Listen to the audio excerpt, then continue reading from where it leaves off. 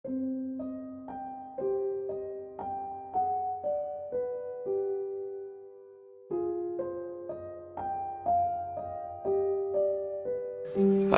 selamat malam.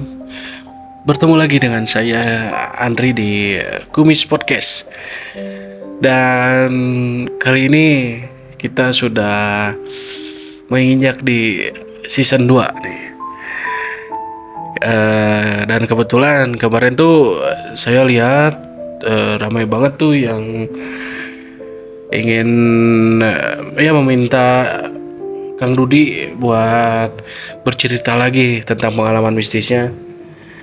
Dan kebetulan Kumis Podcast mendatangkan lagi Kang Dudi. Kali ini saya sendiri dikarenakan host tercinta kita sedang berhalangan lah untuk hadir. Mungkin dia sibuk. Jadi saya handle. Tapi gak usah khawatir karena kisah mistis ini sangat epik lah. Dikarenakan kita ketemu lagi nih seorang narasumber yang pada saat episode 11 dia menceritakan sebuah kejanggalan gitu. Dan sekarang alhamdulillah kita dipertemukan kembali untuk menceritakan hal mistis yang dia alami. Kebetulan memang dia hal mistisnya sangat banyak ya. Mungkin tanpa perlu berbasa-basi lagi, mari kita sambut inilah seseorang narasumber kita, Kang Dudi. Gimana Bang Kang Dudi? Sehat? Assalamualaikum, alhamdulillah sehat. Gimana nih Kang Andri, sehat juga? Alhamdulillah. Kalau sendiri masih magang nih? Iya, masih Kan kalau sendirian gini, magang juga? Iya, ini magang nih, makanya. Tapi seragamnya nggak hitam putih ya Pak? Enggak. Itu magang SPBU. Oh iya. Jadi Kang Dudi teh kan waktu episode 11 nih mau menceritakan lagi hal mistis. Oh iya. Kira-kira hal mistis apa gitu yang Kang Dudi ingin ceritakan di channel kami? Ada sih. Ini sebenarnya bukan mistis ya, cuman agak janggal gitu ya. Oh, jangan. Agak janggal juga, dan saya bukan baru pertama ya. Dulu saya nggak percaya sama mitos-mitos kayak gini, cuman setelah saya melihat kejadiannya langsung, akhirnya saya percaya. Jadi sedikit merubah Asumsi gitu. asumsi saya tuh. Jadi sekitar, saya mulai aja langsung nih. Boleh. Sekitar masih di era pandemi, masih di era kemarin kan, cerita saya sama di era pandemi, cuman masalah ini ya, penjualan barang itu ya, Yeah. di marketplace. Kalau saya sekarang bercerita waktu saya jadi driver ojek online. Oh. Waktu driver ojek online, jujur pesanan GoFood itu boleh sebut itu nggak? Boleh. Pesanan GoFood itu lumayan rame kan, soalnya kan mereka juga nggak bisa keluar ya. Iya, jadi pesan gitu ya. Jadi kalau makanan pesan via online ya. Karena mungkin riskan juga untuk keluar kan. Betul. Kejadiannya saya harinya kurang lupa juga. Cuman kalau jam saya masih ingat, jamnya masih siang loh. Jamnya jam 8 malam. Masih siang, jam 8 malam. Saya lagi nongkrong di rumah, tapi aplikasi saya aktifin. Yang anehnya aplikasinya ngeblast kan. Ngeblast itu kayak gimana? Jadi ngeblast itu kan biasanya kalau aplikasi kalau order makanan, jatuhnya ke driver terdekat kan, terdekat si merchant kan, terdekat sama merchantnya kan. Kalau ini saya posisi di Kircon, merchantnya daerah Bandung Timur, yang masuknya kalau di Soekarno Hatta masuk ke sesudah perumahan Pinus Indomat itu ke kiri, yang jalannya agak sepi di situlah, yang dekat ini Damri kalau nggak salah itu sih. Itu warung bakso, cuman saya nggak akan mungkin sebutkan warung bakso apa ya. Oh iya, boleh. Saya dapat order jam 8 buat pengantaran ke daerah Margahayu. Oh, emang agak dekat juga ya. Dekat, tinggal nyebrang. Oke, saya ambil terus saya pastiin ordernya apa aja. Iya. Setelah lengkap siap, saya langsung berangkat. Saya berangkat dengan panduan Maps ya, Iya, Maps di GPS. aplikasi ya, GPS Maps aplikasi. Perjalanan sekitar 15 menit lah, 15 menit. 15 menit. Soalnya saya lewat belakang nggak lewat depan. Oh. Oke. Lewat jalan tikus lah ya. Nah, itu saya setelah di perjalanan 15 menit saya nyampe juga. Ruang bosnya sepi, Kang. Oh gitu. Anehnya gini. Biasanya kan kalau merchant masuk aplikasi itu biasanya yang udah ramai, apalagi ini kan yang pesan orang Margahayu. Iya. Sengaja pesan ke situ berarti kan si makanannya emang enak ya. Enak ya. Rekomendasi banget gitu. Saya sempat ya biasa saya ke si masnya, Mas, Gojek atas nama ini nomor order segini. Oh ya sebentar, ditunggu dulu. Saya nanya nggak lama kan ya, soalnya kan sepi kan. Iya. Terus dia bilang kalau jam segini offline sepi, cuman kalau online jam segini rame. Oh ya udah, berarti mau bikin pesanan orang lain. Iya ya. Jadi ini Mas Dudi itu udah ada di restoran tersebut gitu. Saya udah ada di warung bakso tersebut. Dan sambil saya nunggu dia bikin pesanan orang lain, ya. kebalat nih pipis. Okay. Mas, ikut KR dong, kebalat pipis. Oh ya udah Pak, belakang. Dia Bapak lurus, nah di belakang nanti tuh di depan di depan Cilar ya, tempat minuman dingin itu. Oh iya. Bapak belok kiri ya Pak. Kiri ya Pak, ingat ke kiri. Oke. Saya nggak terlalu sama penegasan kiri itu. Iya. Udah saya masuk, saya lihat, saya mau ke kiri, tapi nggak sengaja pandangan saya tiba-tiba penasaran pengen lihat ke kanan. Situ ada ruangan, kayaknya seperti kamar. Kalau menurut saya sih sangkanya itu kamar si Mas mungkin ya. Kamar si Mas. Cuman ya kok agak bau menyan gitu. Iya. Padahal bukan malam Jumat, bukan malam apa. Saya agak bau menyan ya. Iya. Saya penasaran. Saya ikutin baunya, ternyata dalam kamar. Jadi si posisi kamarnya tuh kayak pintu-pintu zaman dulu Kang. Si pintunya nggak agak tinggi, terus di atasnya tuh ada ventilasi. Iya. Ada ventilasi. Saking ya itulah salahnya saya terlalu penasaran dan gak sopan juga sih ya sebenarnya. Iya. Kebetulan si ventilasi itu kejangkau sama badan saya. Iya. Saya lihat ke dalam, sempat bingung campur kaget. Iya. Ada orang lagi nggak pakai baju, lagi bersila. Di depannya ada sajen. Dan bau menyanyi di ruangan itu sangat kecium banget sampai keluar juga kan. Pokat Menyengat sampai keluar menyengat. Di depannya ada sajen. Saya lihat orang itu lagi apa, penasaran sebenarnya. Dan rasa ingin kencing juga hilang gara-gara aku penasaran. Saya jadi lupa mau kencing. Saya lihat di situ dia ngeluarin tikus 3 ekor. Iya.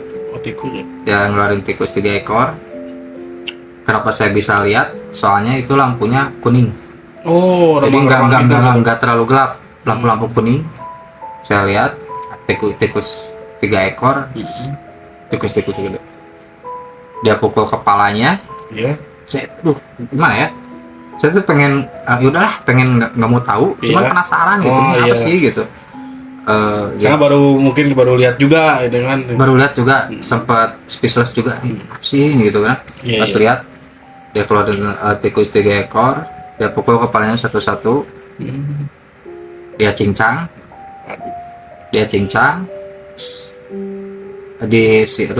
ngeri juga sih liatnya. Si dalamannya dia aduk si dalamannya diaduk sama tanah merah, Iya. kemudian dia masukin ke kain putih. Kain putih. Ya dia apa sih, dibungkus ya, Iya. dibungkus kain putih, dia masukin panci yang di atas kompor lagi direbus. Oh. Dia masukin panci yang di atas kompor lagi direbus. Kemudian setelah itu dia cuci kaki di apa ya, ember kecil gitulah. Iya. Dia cuci kaki, tangannya yang penuh darah tikus juga dicuci di situ. Kemudian dia masukin ke tempat air tadi, yang tempat yang namanya apa sih, ngerebus gitu. yang suka di kayak tukang bakso, namanya apa sih? Apa ya? Bulang muncul Sundama gede. Iya mah. Ya Apa panci sih? aja. Lah, panci gede kan? Dia masukin situ.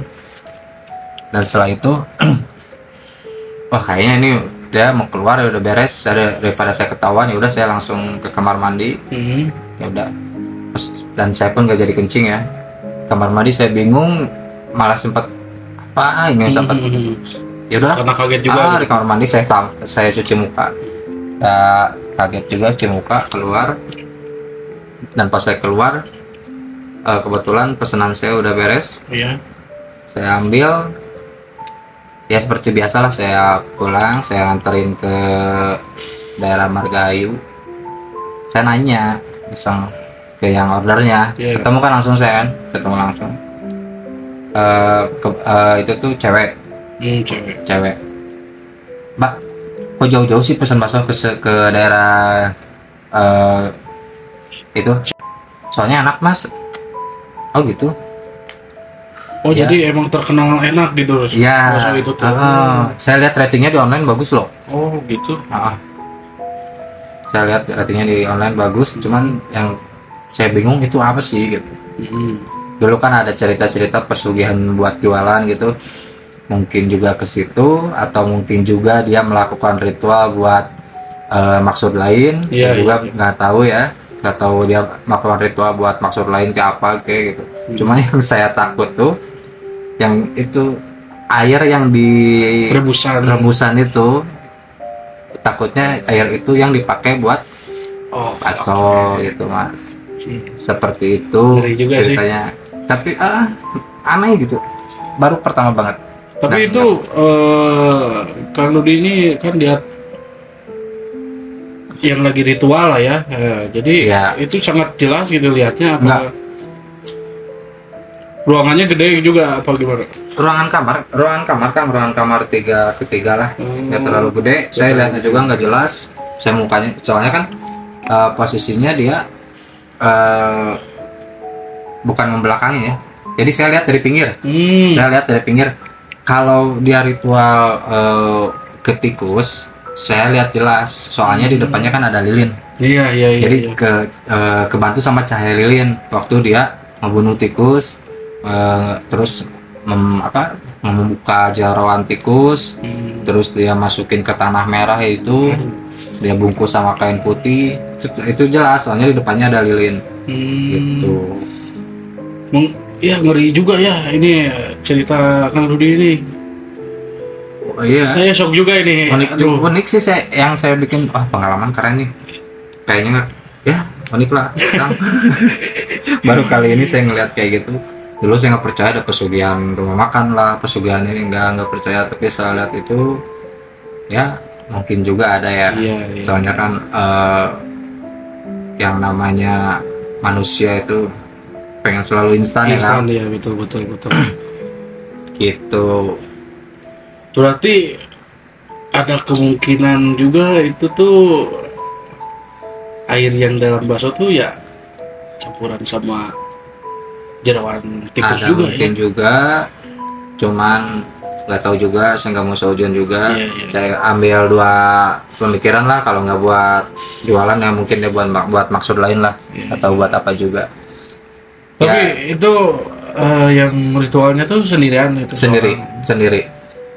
Sendiri, laki-laki ya. Ya bapak-bapak mungkin lah. Oh iya. Sebaya lah umurnya. Berarti mungkin dia itu pemilik resto itu mungkin ya? Saya kurang tahu, Mas, dia pemilik resto atau bukan. Soalnya saya nggak sempat ngobrol-ngobrol juga Jadi pas waktu saya keluar kamar mandi, pesanan udah jadi, ya udah saya langsung pergilah. Ada agak serem juga, ngeri juga ya. Iya. Agak ngeri juga. Itu yang saya kebayang itu jalan tikus yang diaduk sama tanah merahnya itu. Iya. Itu saya masih kebayang kan, nyampe rumah saya nggak mau makan. Ya pasti sih. Ngeri. Saya juga itu kalau cuman anehnya itu sangat kalah dengan penasaran ya, maksudnya karena penasaran jadi berani gitu lihat itu gitu ya. Ya, soalnya bau itu sih saya kepancing sama bau menyengat. Bau menyengat. Terus kamarnya juga nggak tahu ya, nggak tahu badan saya yang sensitif atau nggak tahu emang harus saya tahu gitu, harus saya melihat ke situ. Iya. Ada tarikan gitu, ada tarikan, ada kayak ada energi tarikan gitu buat saya lihat dong gitu, penasaran. Iya. Itu. Tapi itu tuh kejadian tuh tahun berapa sih? Itu kejadian di tengah pandemi nggak? Di tengah pandemi. Iya, Gila, masih maksudnya di zaman era kayak gini masih ada juga ya manusia kayak gitu. Masih. Sebenarnya kalau masalah pesugihan, masalah gitu bukan masalah era zaman teknologi, cuman itu masalah keserakahan dan ketidakpuasan. Kalau masalah keserakahan, masalah ingin instan kan itu sifat dasar manusia ya. Iya, Mau teknologi seperti apapun itu sifat pasti ada. Seperti itu, Pak. Gila, ini ceritanya pemirsa sangat ngeri gitu kan, karena saya juga ya bisa dibilang belum pernah melihat hal-hal yang kayak gitu kan. Ya mungkin dia melakukan ritual itu untuk ya agar laku mungkin ya. Mungkin juga Tapi soalnya lihat ratingnya bagus, terus kata konsumen yang pesen juga enak mas bakso di situ. Oke. Cuman kalau saya lihat tampilan warung baksonya bukan kotor ya, jadi maksud saya lebih kurang rapi aja gitu. kurang rapi, gelap dengan lampu gelap. Yang saya bikin aneh, tampilan seperti ini bisa laku, tapi pas dilihat mungkin lakunya di online. Kalau offline mungkin mereka nggak nyaman makan di sini dengan tempat seperti itu. Iya. Kalau laku di online ya masuk akal lah ya. Mungkin dia juga fokusnya ngelayanin order online gitu. Seperti itu. Dan gini ya Mas Fanon, katanya ya, menurut informasi yang saya ketahui gitu kan, ciri-ciri restoran atau warung-warung makan gitu yang memakai ritual-ritual kayak gitu tuh biasanya kalau dibawa ke rumah gitu jadi makanannya nggak enak, tapi kalau makan di tempat enak banget gitu. Nah mungkin bukan apa sih maksudnya, proses ritualnya yang beda mungkin ya. Mungkin dia emang apa sih, pesugihan dia emang bisa dibawa ke rumah. Makanya ritualnya sengeri itu mungkin ya. Iya. Soalnya kan Gila. makanya ritualnya sengeri itu yang mungkin dia juga mendapatkan feedback yang lebih dari ritual seperti biasa. Ritual sendiri. Iya. Mungkin juga ya, kita juga nggak bisa mengasumsikan apa-apa. Tapi keren nih ini cerita. Aduh, saya dengannya juga ini sampai merinding nih, soalnya masih ada gitulah yang pesugihan gitu. Masih ada mas, kalau masalah pesugihan gitu, selama manusia punya sifat serakah, sifat gak mau berjuang, gak mau lewati proses, mau zaman secanggih apapun, mau zaman mobil terbang pun, iya. kalau masalah itu pasti nggak hilang. Apalagi kultur di budaya kita kan Asia, Indo maksudnya, nggak jauh dari seperti itu ya. Iya Gitu. juga sih. Wah, mungkin itu aja gitu ceritanya, apa ada cerita lagi mungkin? Paling buat itu aja, soalnya yang berkesan itu sih sangat berkesan, masih sangat berkesan sih, soalnya sampai kan sekarang masih ingat. ngelihat juga langsung gitu kan dengan mata sendiri gitu. Untungnya saya nggak terkena gangguan makhluk gaib yang di warung itu Mas tuh. itu ya, untungnya ya. Iya, iya. Untungnya gitu. Kan pasti ada yang ngejagain juga. Pasti gitu ya. kan. Tuh. Wah, kawan kubis nih. Jangan spoiler lah ya untuk tempat warung baksonya gitu kan. Soalnya biasanya Penasaran. baru penasaran gitu. Gila ini ceritanya sangat ya unik lah ya, bisa dibilang. Ya, kalau emang penasaran ya boleh sih dicari. Ya cuman kalau udah nemu buat buat warning aja, buat notice, jangan ya gitulah. Di situ saya pernah lihat ritual seperti itu. Tapi saya bercerita gini bukan bermaksud memutuskan rezeki si Mas Iya, baksonya iya, loh. iya. Ini cuma saya berbagi pengalaman. Itu. Oke, kawan kumis, mungkin itu ya sepenggal cerita mistis lah ya, bisa dibilang mistis juga sih. Oke, dan untuk kejadian itu kita serahkan aja gitu kan kepada pendengar, boleh berasumsi apa aja lah gitu. Yang pasti pesan dari saya pribadi, janganlah mencari sesuatu atau ingin mendapatkan sesuatu dengan secara instan, karena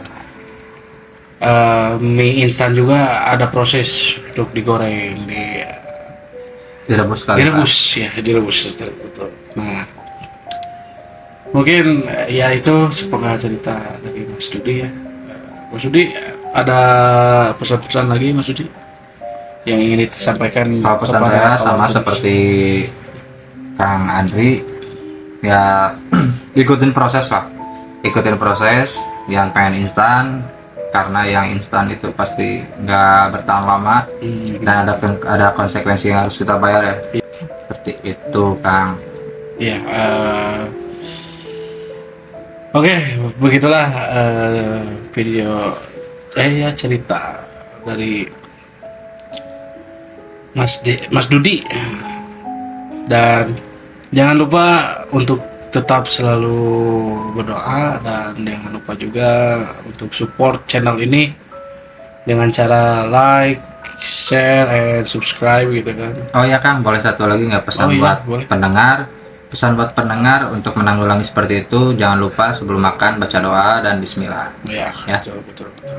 Oke, Kang Dudi, terima kasih telah datang lah di Sama-sama Kang. studio kami. Sama-sama.